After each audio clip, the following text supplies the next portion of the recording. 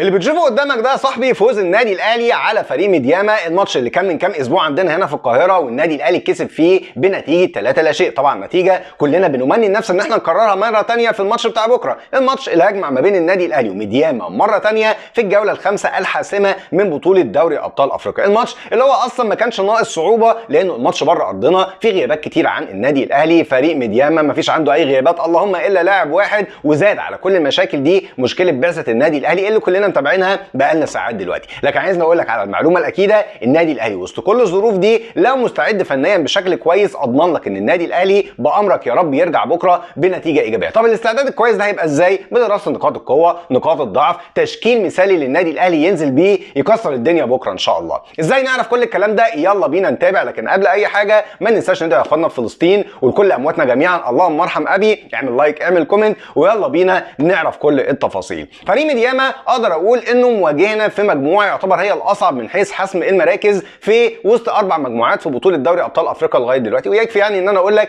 ان فريق ميدياما الرابع الوحيد من اصل 4 مجموعات موجود في المركز الرابع لغايه دلوقتي ضامن حظوظه ان هو يصعد. مجموعه صعبه، كل الفرق ما بين الاول والاخير مجرد نقطتين. النادي الاهلي زي ما بتشوف كده قدامك دلوقتي عنده 6 نقط، فريق شباب بلوزداد وفريق يانج افريكانز عندهم 5 نقط، وفريق ميدياما عنده 4 نقط. اقدر اقول لك ان ميدياما يعتبر هو الحصان الاسود للبطوله لغايه دلوقتي، الفريق الوحيد اللي بيشارك لاول مره في البطوله، وعلى الرغم من كده مقدم نتائج قويه جدا على مدار 4 ماتشات، ما خسرش غير ماتشين بس بره ارضه. قدام مين؟ قدام النادي الاهلي وقدام يانج افريكانز بطل القاره ووصيف بطوله الكونفدراليه، وعلى ارضه وسط جمهوره ما خسرش ولا مره. كسب فريق شباب بلوزداد وتعادل مع فريق يانج افريكانز. فريق ميدياما اللي كل متوقع ان احنا نشوفه بشكل مختلف بكره مع رحيل جوناثان سواء المهاجم الكبير جدا بتاعهم. لكن اقدر اقول لك ان كلام رئيس نادي ميدياما اللي قال لك مش يعني عندنا سواء، لكن عندنا 3 أو 4 سواء، الراجل حرفيا ما بيبالغش. فريق ميدياما لو جينا بصينا على نقاط القوه بتاعته يا جماعه، فريق قدر يعمل منظومه كويسه جدا يدخل بيها البطوله باطراف سريعه جدا، فتح ملعب ومساحات عشان يقدر يخترق اي فريق قدامه، وبيعتمد على مهاجم غتت يكون موجود دايما يستقبل الكور دي.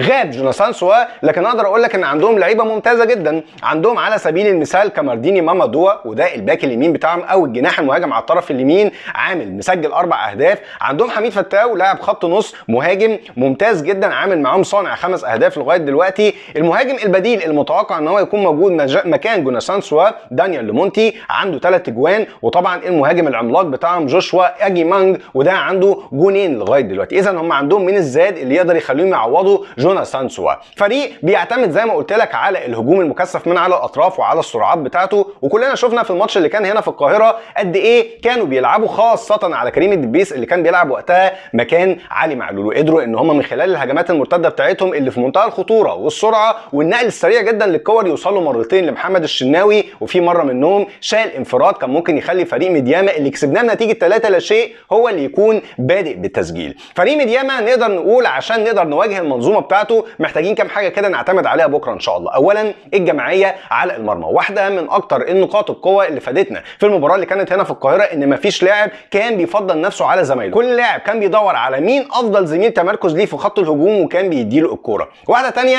من نقاط القوه اللي لازم نعتمد عليها بكره ان شاء الله استغلال الضربات الثابته والضربات الركنيه. لازم تشكيل النادي الاهلي يكون فيه اكبر عدد من اللعيبه اللي بيقدر يلعب الضربات الراسيه سواء من خط الدفاع او من خط الهجوم، وبالتالي لازم يكون عندنا بكره باكات يجيدوا رفع العرضيات لداخل منطقه الجزاء، لان ده هيفرق معانا بشكل كبير. لو ده القوام العام اللي لازم نعتمد عليه بكره في النادي الاهلي، ايه بقى نقاط الضعف اللي لازم نشتغل عليها بالنسبه لفريق ميدياما؟ فريق ميدياما عنده نقطه ضعف قاتله يا جماعه، زي ما قلت لك كده هو عنده اظهره وباكات قويه، لكن خط النص بتاعهم حرفيا ضايع. خط النص اقدر اقول لك ان مع اقل ضغط على العنصر بتاع حامل الكره بتاعهم تقدر تاخد الكره منهم مستريح جدا، الى جانب كمان الى انه فريق ما بيقدرش يبني الهجمه من منتصف الملعب وبشكل كويس. ولو جيت راجعت باللقطات زي ما بعرض عليك كده، كل الفرق اللي لعبت فريق ميدياما على ارضه قدرت انها تخترقه من خط النص، زي مثلا لقطه ضربه الجزاء اللي خدها فريق شباب بلوزداد في المباراه اللي كانت في الجوله الثانيه، لاعب رقص 1 و2 و3 من خط نص فريق ميدياما وصل لمنطقه الجزاء وخد ضربه جزاء قدروا ان هم يسجلوا منها هدف،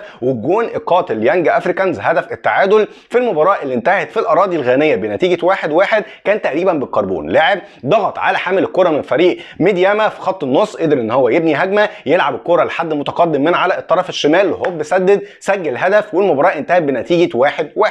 يبقى من الاخر كده احنا بنتكلم عن فرقه لازم نحرص من الاطراف بتاعتها، ولازم نقدر نضغط عليهم ويكون عندنا منظومه ضغط قويه جدا خاصه في خط النص. طيب الكلام ده ازاي نقدر نطبقه في تشكيل النادي الاهلي اللي هنشوفه في ماتش بكره ان شاء الله؟ تعال نروح للبورد كده واقول لك طبعا شوبير هيكون موجود في حراسه المرمى، خط الدفاع محمد عبد المنعم، وبكره لازم يكون موجود جنبيه ياسر ابراهيم، ولازم الاثنين دول في كل الضربات الركنيه اللي هتكون متاحه للنادي الاهلي يتقدموا عشان هنحتاجهم جدا في الضربات الرأسيه، ولازم طبعا في المقابل يكون في الكور دي لازم يكون في لعيبه راجعه عشان تغطي الاثنين دول تحديدا عشان المساحات. طيب نيجي بقى نتكلم على الاظهره، علي معلول طبعا اساسي هيبدا على الطرف الشمال. طيب لو جينا بصينا وسبقنا كده بتفكيرنا على خط الهجوم الاول وهنعتمد مثلا على وسام ابو علي اللي المفروض هيكون اجهز، ولو الاثنين جاهزين وسام وموديس، لا وسام طبعا اللي هيكون موجود لان محتاجين لاعب زي ما قلت لك شرس يضغط على الاطراف، لكن بوجود واحد منهم عموما يعني لازم يكون الاثنين في حد بيمولهم بالكور العرضيه. خلي بالك وسام راس ماله مع فريق اي كي سيريوس او 50%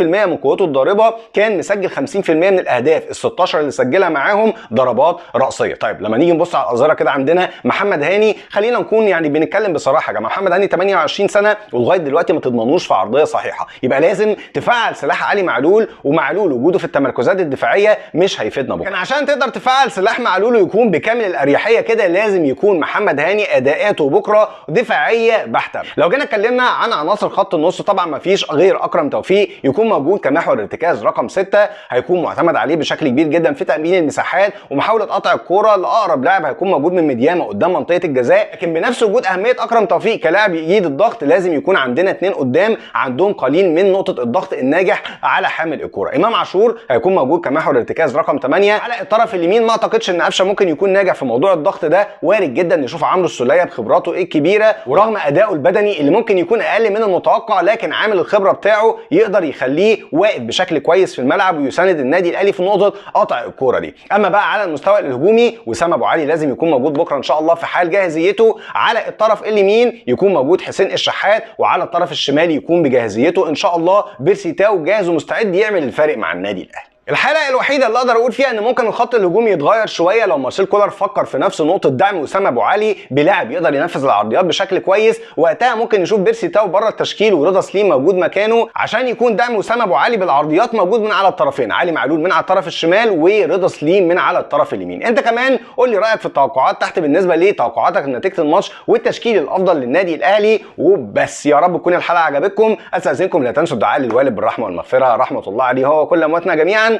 واشوفكم على خير في حلقة جديدة بعد الماتش إن شاء الله. شكرا ليكم ودمتم بخير، والسلام عليكم ورحمة الله.